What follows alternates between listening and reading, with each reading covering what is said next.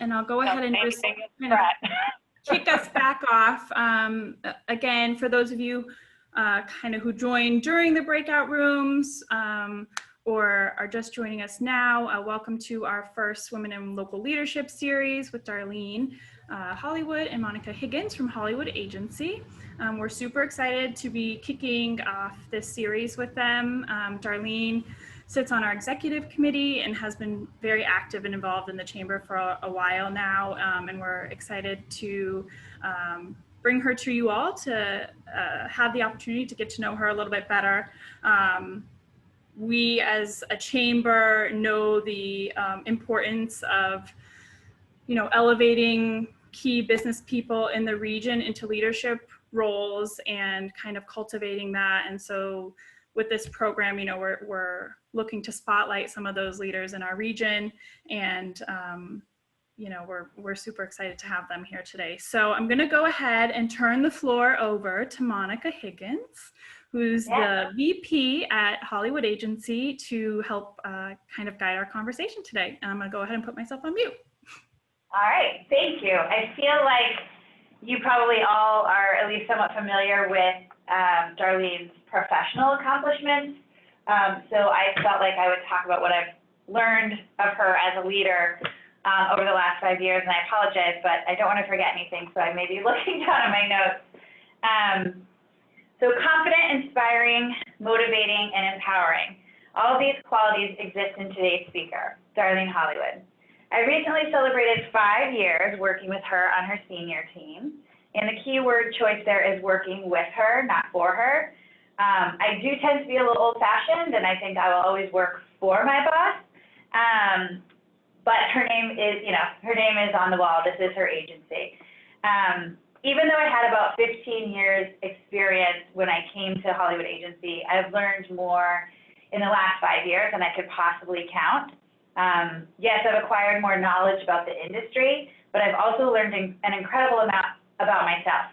And it's been said that leaders don't create followers, they create more leaders. Darlene's passion and compassion as an entrepreneur and business leader is unmatchable. She sees the unique potential in each person that she works with. She encourages relationship building beyond the superficial. She's got an open door policy. She's flexible, understands that work and career are a part of life, but not all of it. She's brave, honestly quite fearless, but also appropriately tempered. She's real, she's shared in her successes, and builds camaraderie through challenges. She's a woman, and yes, that matters, not in a man versus woman way, but in a way that makes her approachable, nurturing, and perhaps maybe even a little maternal. Some people call her a boss babe, but I don't think that's giving her enough credit, because to me, she's just a boss. In all my years and all my agencies, I've never, ever been somewhere that people say the boss is what draws them to work someplace. And that happens more times than you can imagine here when we're talking with candidates. So without further ado, we look forward to sharing a little bit more from inside Hollywood through the lens of its leader, Darlene. Oh, first of all, Monica, thank you. That was really beautiful and lovely. And I'm very humbled to be doing this today, particularly when I know that Renee and Paula Harris are following this series, and they're just two women that I admire so much. And Deirdre's on the call. These are women that I look up to every day. So I'm just very appreciative of this opportunity. Yeah. So I know we're going to have a little Q&A at the end, but we have some questions just to get us started. I talked a little bit about what leadership means to me and what I've learned about it through working with Darlene, but I thought I would talk to you and ask you, what does leadership mean to you? Well, it's interesting because we talked about this very briefly yesterday, Courtney, Heather, Monica, and I, and Courtney had suggested that's the one question that ultimately we wanted to have answered. And I thought about it really briefly yesterday, and I thought, oh, well, that's okay, because I know what that means. I know that it means, inspiring a group and leading the charge and being decisive and putting a stake in the ground and owning things and being accountable. And I think those are all things that good leaders have and can do. But as I was driving in this morning, I was thinking about it, and I thought, The other side of leadership, which I think is so important to me, is the more complex side of it, and that is the role that I play in leadership roles on a number of boards, including working with the chamber, in which you're not really the one that's in charge necessarily. You're not the one that's making the decisions. You're in a position of being far more collaborative, and it can be it can be a little more difficult to navigate. So Right. I was thinking about the leadership skills that I've been able to hone over the years, and I thought, for anybody really looking to enhance those skills, I think that being a leader within a group really will help you further lead a group. And I think that's really important. Yeah, I agree, and it's I think important to have, not each person maybe lead something, right? Like, and that's something we do here at the agency. Like, we do have sort of leaders, quote unquote, but we also give people the opportunity to lead and grow and learn themselves. So I absolutely agree with that. What kind of leader do you consider yourself? Like, I think above all, I think I'm really fair. And I think that is a quality that's so important and sometimes undervalued. When I think about fair, what that means to me is that I would never ask somebody to do something that I wouldn't do myself. Now, that's not to suggest that I'm going to do what a junior staffer is doing today, but it's something that I would have done or I have done in the past. And I'm still reminded by, and it was not that long ago, we're talking a couple of years ago, that I was the Saturday cleaning lady at our old office. Oh, yeah. Once a month I would go in and literally vacuum and dust because we didn't have somebody to do that then. And that, again, wasn't that long ago. I think that really the leaders that I've come across in my career that make the greatest impact are the ones that have been served a very large slice of humble pie. I do. And can you tell us, I mean, I can think of a couple examples where, you might have been served the humble pie or, sort of taken one for the team, whether it be going to a trade show that no one else could go while you have the flu or the that was stomach awful. bug. I was at CES in Vegas last year because nobody could make it there, and I did get the stomach bug at The Paris Hotel Casino. Paris Hotel Casino, and the next day was literally vacuuming that trade show floor for the client. So, yeah, I think you can't be above doing anything, particularly when you run your own business. And I think that that's even true, to this day. You talk about cleaning. I mean, I think that, when I talked in my introduction about leaders not creating followers, but creating other leaders, I mean, and you talk about sort of leading within a group and being part of that group and camaraderie.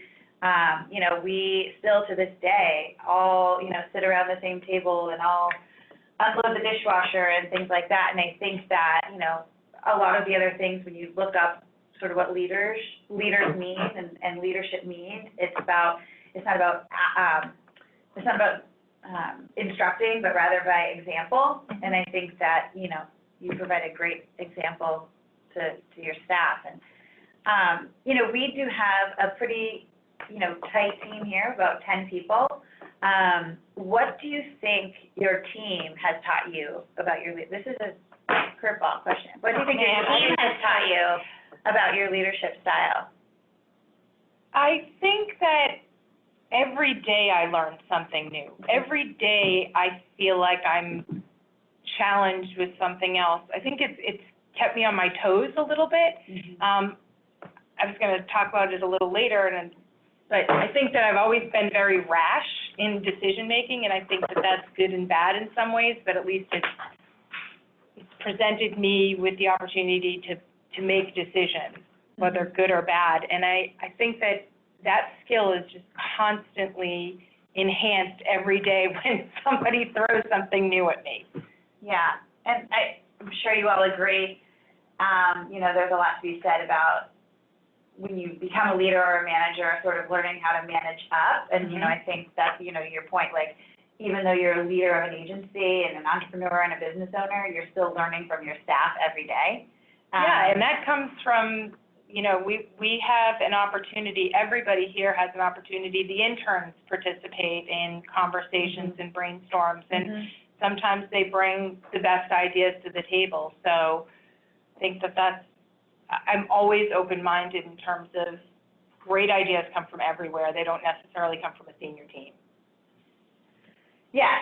And I'm thinking about like the, you know, sort of the idea of being willing to learn as a leader. I think that, you know, you and I sort of came up in PR in the same way, but the industry has just changed so drastically. So much, even in the last 10 years, let alone the last like 20, 25 years. So what is it you look to your team members in terms of learning about? Yeah, I mean, it's interesting because so much of our business is turned obviously digital and platform-centric in so many ways. And, you know, I keep a very low profile on all of the channels, LinkedIn, Instagram, Facebook. It's not that I have any kind of, you know, dislike for using them. It's not a comfortable way for me to communicate. However, many of our clients require that level of communication, so I am heavily relying on people, and they are mostly of a younger generation, although Monica has become extremely adept at communicating through various channels such as that. And I'm okay with that. I don't need to understand the intricacies or even, you know, one point I did have an employee who kept trying to make me tweet, and she was like, that's what we do. You need to get out there. You need to tweet. And I was like, I'm not comfortable doing it. I don't feel like I have anything relevant to say. I have plenty of relevant things to say talking to you or talking to you all, speaking in this manner. I'm not comfortable doing it like that. So I think, you know, looking at where the talent lies, how you extract it, and then trusting that people are going to do the job that you hire them to do. Right. Yes.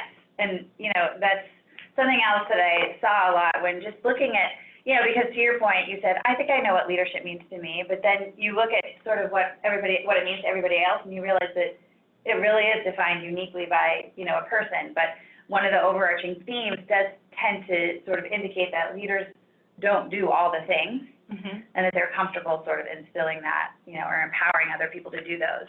And how do you think, you know, that sense of, for lack of a better term, delegating, like, you know, that leadership style, how did you come to develop that? Did you, you know, were there situations where you tried something and maybe it didn't work? Or... Yeah, I mean, I don't know that there's been anything specific. I don't think I've ever focused on really trying to be a better leader. I think that it's been a little bit more just natural and in its formation. As I mentioned before, I think that I have always been not very risk averse. So I'm somebody that is willing to take a lot of chances and try a lot of things. And I've made so many mistakes over the years. And when I look back, I think, oh gosh, had I done something differently then, I would have been at a different place or had a different outcome. But I strongly believe that's how people learn, through their mistakes. And even when I think about things today, I think I've always come to the table with this attitude that there's no mistake that can be made that can't be fixed. And even in the cases when the agency has really screwed something up, and it has happened, you know, we've gone to the client, we've admitted the wrong, we've righted the wrong, and then we've moved on from things. And I think that when you're sort of willing to look at things like that, it's a very freeing just way of moving forward. It really lets you do things that you might not do. Take chances. Take chances, yes, absolutely. That's why I said that you are brave and fearless. So you mentioned the word fair, and I want to go back to that a little bit, because I think, you know, being in, you know, you're a business owner, you work on client business, you support the team, you've also, like, served as, you know, a shoulder, like someone to talk to, a mentor, all these different things. Like, how does the word fair apply to, you know, looking at people individually, maybe as you're building this team? I always try to look at things with a layer of empathy, because everybody is dealing with something at any given time that you just can't relate to necessarily, or you can't appreciate. So trying to always really understand how the person feels, what they're going through, what they need, how they will continue to, to grow, sort of looking at it like that, through that lens.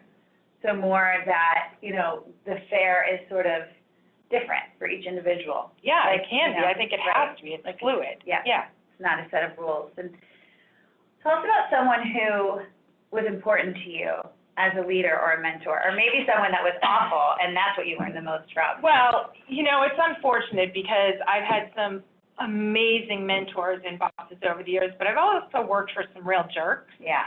And I consider myself a super easygoing person. There are very few people that I can't get along with. I actually can't think of anybody that I really can't get along with. Even the people that I didn't very much respect working for, I still was a total team player. But I think that some leaders feel that they need to be tough and enforcive, and I've just always been somebody that believes that you get a lot more with sugar than you do with salt. Yeah. So, but in terms of a mentor that I think of, the one that comes to mind, and I think that he comes to mind immediately, was that I worked for him in very formative years, very early in my career, and he's been a friend of mine for decades now, and in fact is just now a client of the agency, which is interesting how things come full circle. But what I learned from him very early on was humility and humor. And humility, he told me from a very early age that it was totally okay to make a mistake. And when you made a mistake, you got through it and you laughed about it and you moved on. So that humility and humor really, I feel like, is carried through in my career. And I say to people here all the time, you know, this is PR, not ER. And I really do believe that, because this can be an extremely stressful job. Interestingly, people don't realize this, but it usually comes up on the top 5 or most stressful jobs in the world. And it's ironic, my brother is just retired from 25 years in the military as a JAG officer and has been deployed all through the world. And you know, PR executive is here on the list, and then like enlisted military is down here, and he's like, I'm sorry, my job's a little bit more stressful than yours. But yeah, a little bit. You know, it is a very stressful job. It's dictated by deadlines, clients, crisis. So you have to be able to just how does your leadership style sort of set the tone? I mean, there are a lot of what we call, and everybody in business calls them, but fire drills. Like, and how do you think your leadership style, or just in general, like leaders can sort of put out those internal crises? I think good leaders are calm, and they don't escalate situations, and they work to temper them. And I think that is a personality trait that I have that I think works in this regard. Yeah. So I mentioned a little bit about your nurturing sort of style. Do you think that being a mother has at all influenced your leadership style? You know, Monica and I prepared these questions collectively, and I did have an answer for that, and it was polished and all. And then again, driving in this morning, I was rethinking it, and I thought, you know, I actually think that being a strong business leader has made me a better mother, as opposed to the reverse. And I'm looking right outside my conference room window right now, and my daughter, Ella, is a senior in high school, and she's working here at the agency, and she works at Roach Brothers in the courtesy booth, and she babysits for Monica. Not me, my children. Yeah, yes.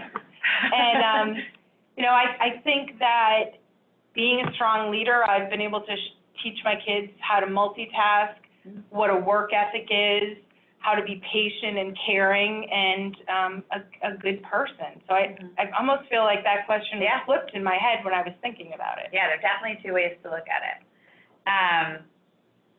I think we've talked a little bit about this, and this, I think obviously has a lot to do with leadership in, examining its importance in being able to pivot and plan and strategize. But how has, just business changed since COVID?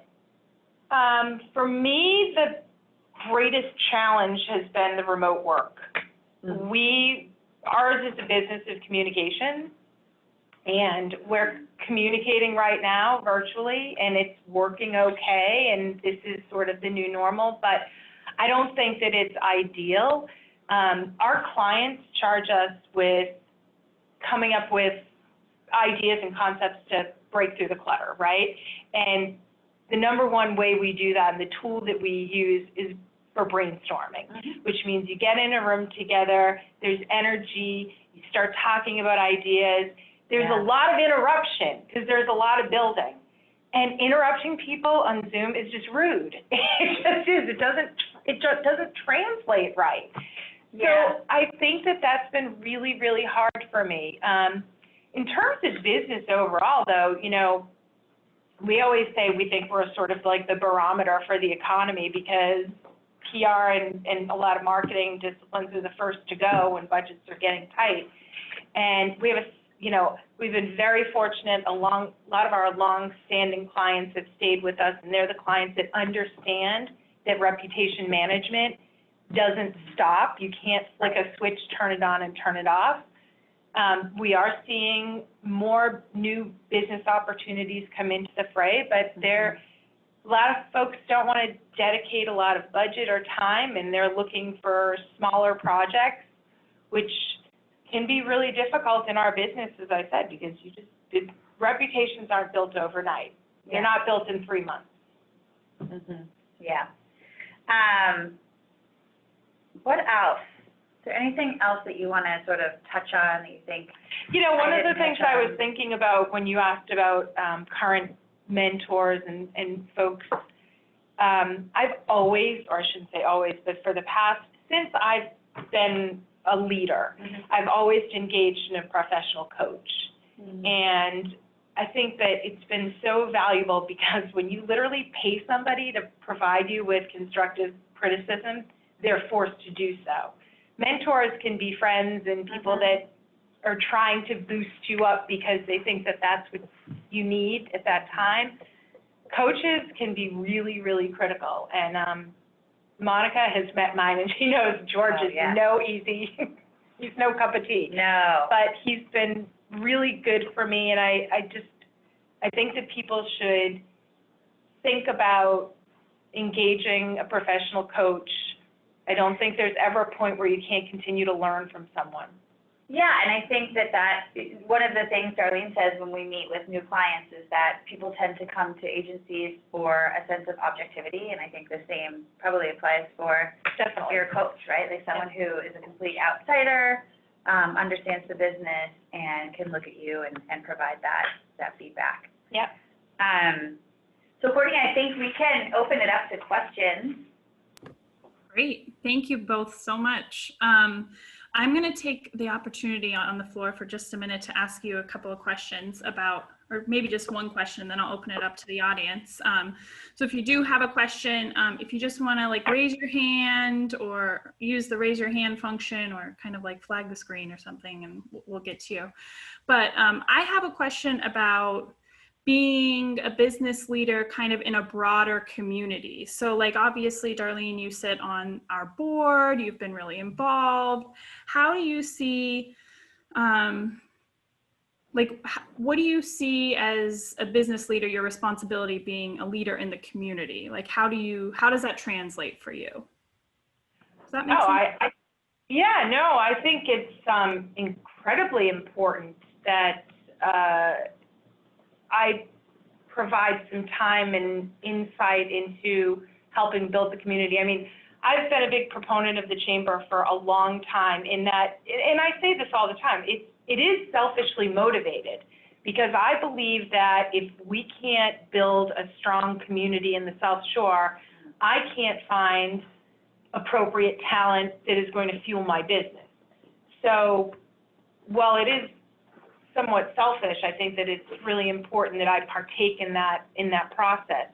I'm also very humbled to be part of Renee's organization, helping out with NBNA. And, you know, from that perspective, I was involved in it before my mother was actually in the house. But when you go through something like that personally, I think that I'm indebted to that organization for what they gave to me and my family, and I want to give back there. So, you know, I think so many people grapple with the idea of time and resources and can I do this and can I do this, and it's really, it doesn't have to be a huge commitment. You just need to be able to schedule out that little bit of time to be able to help and give back. And I think that personally, I get almost as much out of giving back in that regard as I give.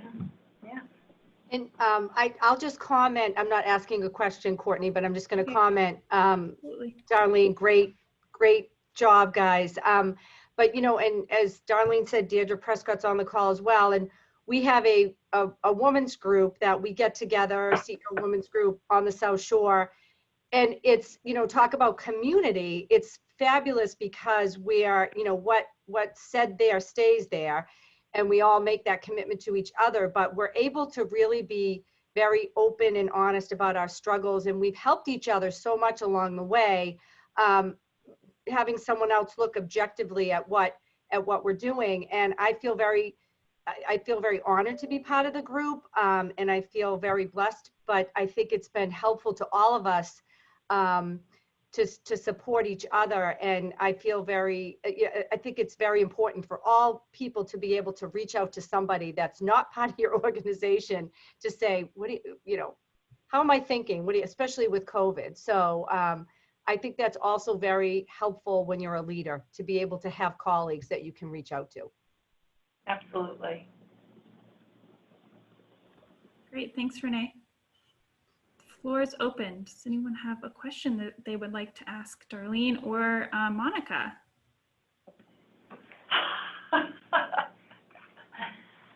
Hi, this is Andrea from Working. Thank you for sharing your story. I just was wondering, you know, you said you've been in the PR communications field for a long time.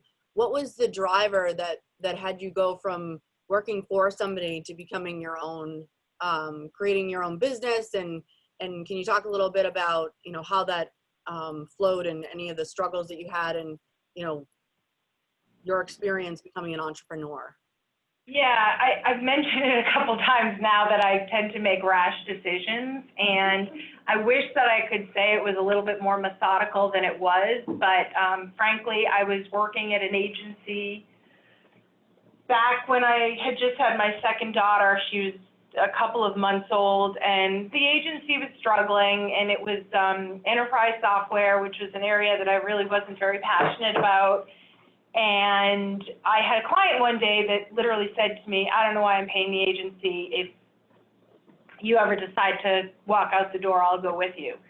So the agency at the time was in Braintree. They're just located in San Francisco now. They've since closed their Boston presence. But I drove home from Braintree to Marshfield, and I walked into my house, and I said to my husband, I'm going to quit my job, and I'm going to take one of the clients with me and start my own business. And he said, I support everything that you want to do, but I don't think you can do that. Like, you could get in a lot of trouble there. And I said, no, I have a plan. So the next day I drove to my office. I went into the managing director's office, very confident in the conversation. And I said, look, I want to leave. I'd like to take this client with me, but I'm going to stay on and consult for you. And that'll help you maintain, you know, your other business. And he literally looked at me and said, get the bleep out of my office. And I remember going back to my office and thinking, I have just made the most critical mistake of my life. I'm going to get fired today. I don't know what I'm going to do. And I just remember, I must have been in my office for 20 minutes, but it felt like 6 days. And he finally came in, he called me on the intercom and said, come into my office. And he said, okay, you have a deal.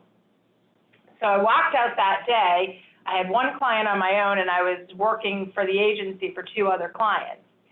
And the first thing I did was, the day that I started, I was like, okay, I need a little bit more business, so how am I going to do this? And I wrote down on a piece of paper, and I made myself do it. This is kind of even before LinkedIn or anything like that was around. I wrote down 100 names of 100 people, and I started calling them. And I probably got to like 45, and by that point, I had enough business to sustain myself. So I worked as a virtual consultant for a number of years while my kids were very young. They were never in the house with me because I don't know how you could ever do that, but had a lot of flexibility to go to the Mother's Day tea and go to the horrific t-ball games and all of that stuff. And then again, an opportunity presented itself where I was, an old colleague of mine was at a juvenile products company, a big company, and she was going to do an RFP for an agency. And I had heard this, and I called her and I said, I heard you're doing an RFP. Is there a reason that I'm not invited? And she said, well, no offense, Darlene, but we need a real agency. So I ended up convincing her to let me come in. And it was a complete pity play on her part. But we bowled them over, and we won the business, but it was contingent on me becoming a real agency. So 2 days later, I hired my first employee. We started the company on my island in the kitchen, and 2 weeks later, we were in an office in Scituate. And that employee still works for you today? She does. So again, I can't say that it was very well planned. It just kind of kept rolling. Great, thank you. All right, anyone else have a question at the moment? I have another one, unless anyone else wants to chime in. Okay, I'm going to take the floor for a minute. So, what type of decision or work do you procrastinate on or put off longer than you should? It's from the audience. Pretty much anything administrative. I've gotten better about billing because I have to make payroll, but those are the and I now have people to help me with that, but I still have to approve it. I've never been good at, if you look at my office, there's piles of papers on my desk that probably should be filed, or magazines that I haven't gotten rid of, gotten around to reading through or throwing away. I'm not really good at the nitty-gritty stuff. I find that I prefer to sort of live up here than down here, but you've got to do both if you're leading. So I guess that's probably, timekeeping in this industry is everything, and I never track my time, ever. No. Ever, as Monica knows. Yeah. You generously donate your time to your Exactly. clients. I generously donate my time to my clients because I never record any of it. Yeah, yeah. That's good. It gives us, the rest of us, extra time to work. That's right. I have a question. So Darlene, can you talk about, you're in client service, I'm in client service. There are times when I have a particularly difficult client who is really causing a lot of stress for my staff. Business development is such an important part of my job, and I feel like it's easier to keep an existing client happy than it is to go out and replace it. But at the same time, sometimes you have clients that are complaining about bills, not complaining about service, but because those are easier decisions or easier things to fix, I feel, but complaining about bills or complaining about, or causing a lot of stress for the staff to maintain the account. Can you talk about what you do in those kinds of situations? Yeah, interestingly, I think that my staff, Monica being one person in particular, they're often the ones that don't want me to cut ties with clients, because And I think, again, this comes back to how I perceive my responsibility in being an empathetic and a fair leader. I don't want to get the crap kicked out of me every day during a call. And I know that we've had clients where literally my staff is like sick to their stomachs because they know Exactly. on Tuesday at noon they need to talk to this client.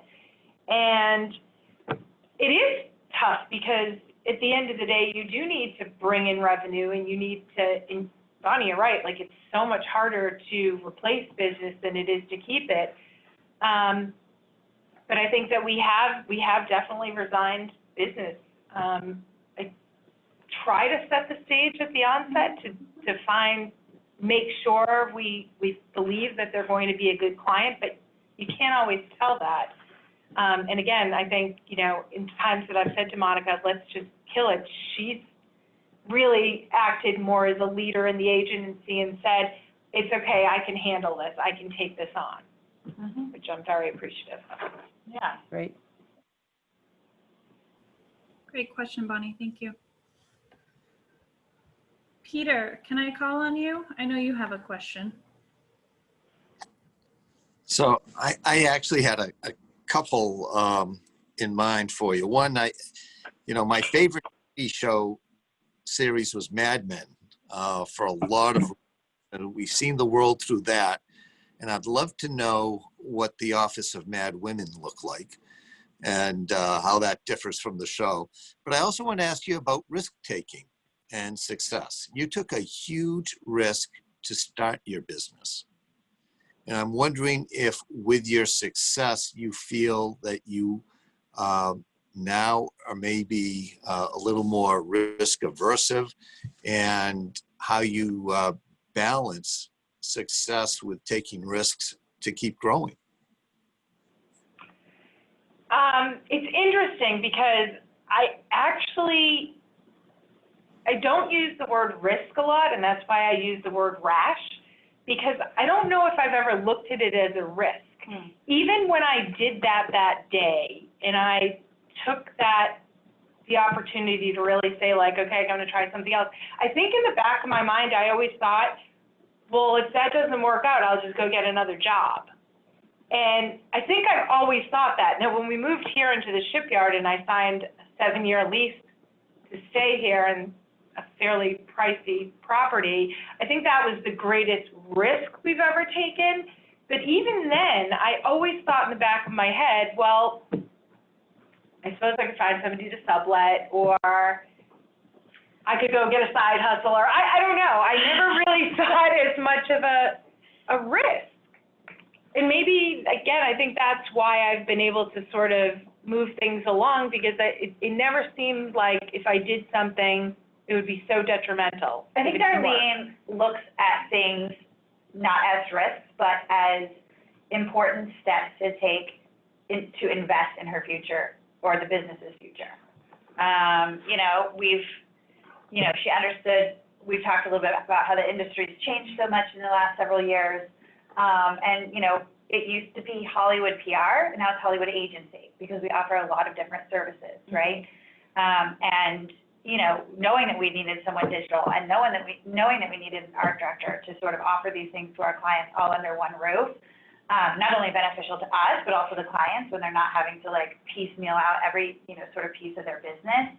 But I think, we've made a couple hires that some might say are risky. Like, we don't have enough maybe work for them to do. Like, you're going to be paying this person's salary and benefits and all these things. Like, that seems a little risky, but it's an investment in the future. Like, getting this big office space, like, it's an investment to, it's attractive to clients, it's closer to Boston, it's right by the boat, it's right, so it's more of like investing, like strategically investing a little bit. Do you want to take the Mad Men question too?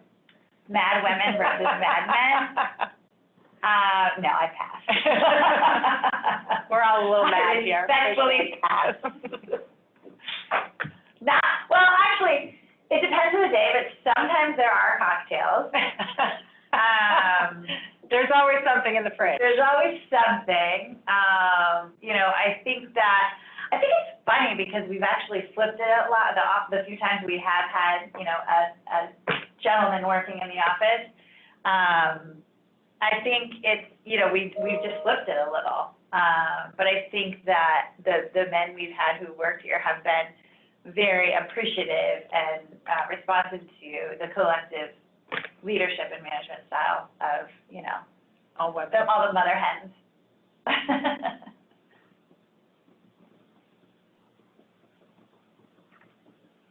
Okay, last chance before I open up the polling question. I'm going to ask one more question, if that's okay. Absolutely, Bonnie. Darlene, I've been taking some notes, right, on just little tidbits that I have found very helpful. And one of my notes here that I put an asterisk next to is professional coach. So how do you choose, how does one choose a professional coach? I've never had any professional coaching in my career. And I find that, you know, as I get older and, you know, a lot of my peers in, you know, some of my, you know, referral sources and whatnot are retiring, and I'm having to reinvent myself a little bit. So I'm thinking, oh, maybe I could use a professional coach. So how do you choose one?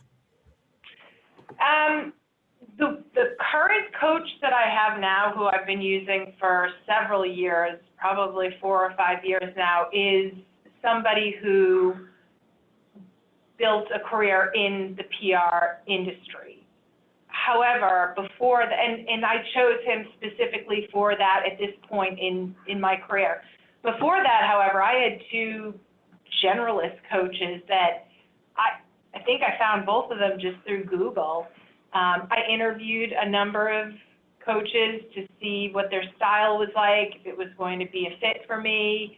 And that's really how I went about it. And I do think that, again, I've had 3 over the past decade and a half, and I may be in a position right now to change again, not because I don't feel like I'm getting a lot of value from the coach that I have, but that I think that I don't